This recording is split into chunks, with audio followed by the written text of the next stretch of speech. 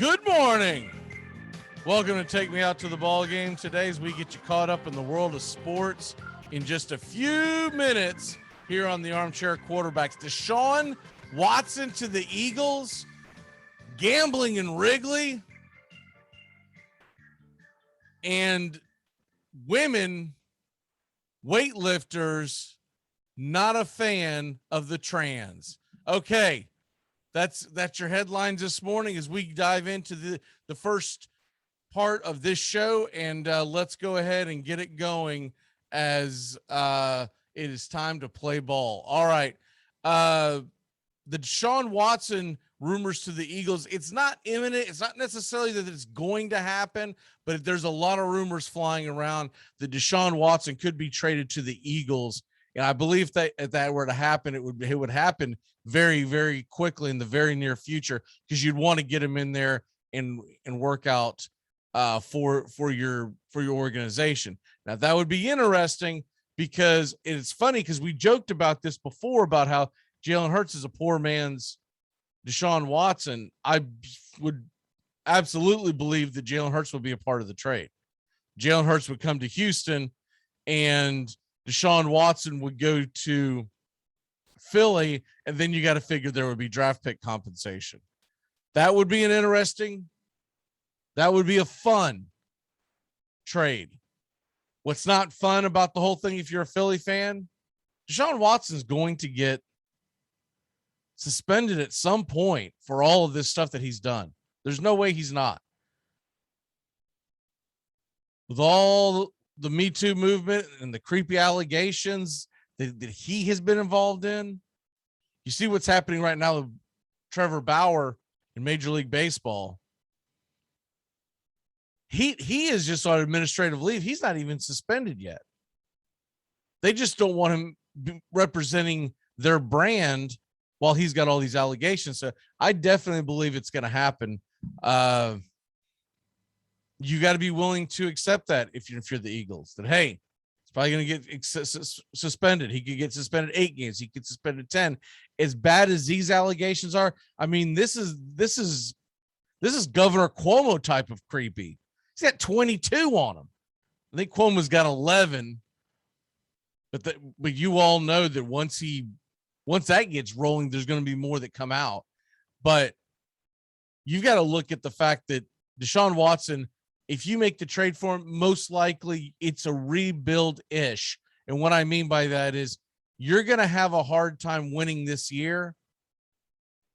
But that's okay, because you'd have his talent going forward. And I think the Eagles would be willing to risk that. Now, I think you have to take that into consideration in the trade, because if he's not going to be there for 8 to 10 games, we'll just spot it and say 10 games. That's going to affect the Eagles' record, and that means that the Eagles are going to be giving up a much higher draft pick than if they were going full bore with Jalen Hurts. I think Jalen Hurts is a decent quarterback. We'll see if he develops, but right now he's very raw. So keep an eye on that. The next thing is Wrigley Field. They're getting a casino. It looks like it could be open as early as the 2023 baseball season. They said it'll take about a year to build. We all know what that means.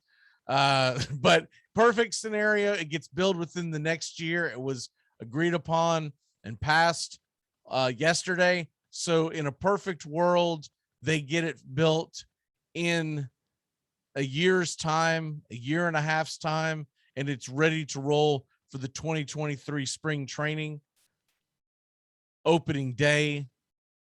I guess spring training wouldn't realistically matter because they train in Arizona, but the people who go sit in the sports books really wouldn't give a damn anyways, because anyone who goes sits in the sports books probably not going to a game.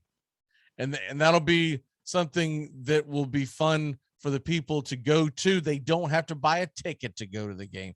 That doesn't have to be gamed there. This is going to be a sports book that is open next to a baseball stadium. It'll be the first time you have a major casino with a sports book opened right next to, I mean, we're talking about right next door to a major league baseball stadium. So that is going to be interesting. the Cubs signed a deal to partnership with DraftKings. So I'd say DraftKings will be heavily involved in this. All right, the U.S. women's weightlifting team. Check this out yesterday. There was a question put out by a reporter. Now, Sarah Robles won bronze, and she's the American weightlifting. She wins bronze. China wins the gold. Great Britain won silver. And the question by the reporter was, quote, I was wondering what you felt that it took place in your sport, unquote, referring to the fact that the transgender athlete, a male who's now competing as a female, was the first time that it took place in the Olympics, took place in the women's division of the, I believe it's called the snatch and grab. Just kind of funny, but anyways, we'll leave that alone. But you've got the first time ever that a transgender athlete competes, and actually competes, man in a woman's sport, and it happens in weightlifting, which is, I mean, really, of all the damn sports, that's what they let them compete in. It just reeks of just absolute unfairness. But when he asked, I was wondering what you felt that it took place in your sport, meaning the transgender moment. There was 9 seconds of dead silence on the podium from the Chinese, the British, and the American athletes. And finally, breaking the 9-second, Sarah Robles, the bronze medal winner for the United States, just said simply, no, thank you. I couldn't say it better myself. It's not fair to women who grow up their entire life wanting to compete in a sport, and then they find out because of some goofy political twist that they're going to start letting men compete against them. If that was ever a thing where it was fair, then you wouldn't have men and women's Olympics divided to be in the first place. There's a reason why the men's world record is always better than the women's world record, whatever the hell you're talking about, is because it's biological. Trust the science. Anyways, other things going on in the world. Michael Richards. Remember Michael Richards? He is going to be the new host of Jeopardy. That's kind of a weird thing, but okay, we'll see how that goes. I got a feeling they're going to cancel culture him when that clip of his stand-up comes rearing its ugly head. And now we go into this date in history, August 6th, 1890. So we're talking about what, 121 years ago? The great Cy Young makes his debut as a starting pitcher for the Cleveland Spiders, winning an 8-1 win, against the Chicago Colts. A Cy Young pitch from 1890 to 1912. We all know he's the guy that they named the best pitcher of the year after. Cy Young has 2 very distinct records that will never be broken. Unless they change the rules on how it's decided, these will never be broken. Actually, there's a couple more, but 511 wins, 315 losses. That will never be broken because no one's ever going to get that many decisions again in their lifetime. Back then, a pitcher pitched from the beginning to the end. And also, he pitched so many games, 700 and 735 complete games. Okay. 735 complete games. He was a Triple Crown winner in 1901, ERA leader in twice, a strikeout leader twice, 815 games started. This is the most impressive one that still stands this day. A 25 1/3 innings hitless streak. 25 1/3 inning hitless streak. He was a part of the 1903 World Series champion, what ended up becoming the Boston Red Sox, playing the Pittsburgh Pirates. That was the first World Series. He was a part of that championship team. But you'll never see this again because guys take several days in between starts.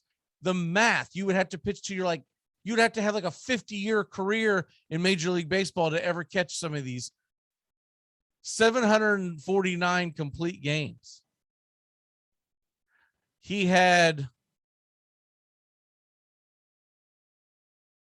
once pitched a doubleheader in his rookie year in 1890. Now, there's a couple of things that you have to keep an eye on or keep in mind. Why was he so prevalent? Why did he pitch so much? First thing is, pitchers could pitch underhanded until 1893. After the 1893 season, the overhand delivery was mandated.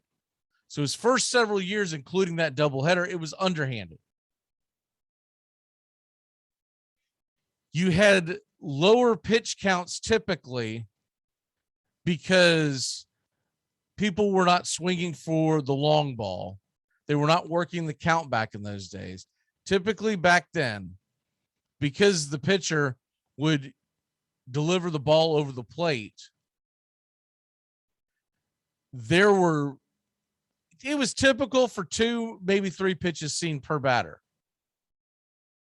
You also had the fact that not only did they see less pitches, but also with the ball being put in play and whatnot, they saw less batters. So there was more double plays, et cetera, et cetera. But even with all that being said, no one ever even touched there is no one in the Hall of Fame with 400 wins, if that's what you're wondering. No one ever touched what Cy Young did. So you can't take away with what he did, but because of the way he did it, it'll never be the same. Also remember in 1893, not only did they have to start throwing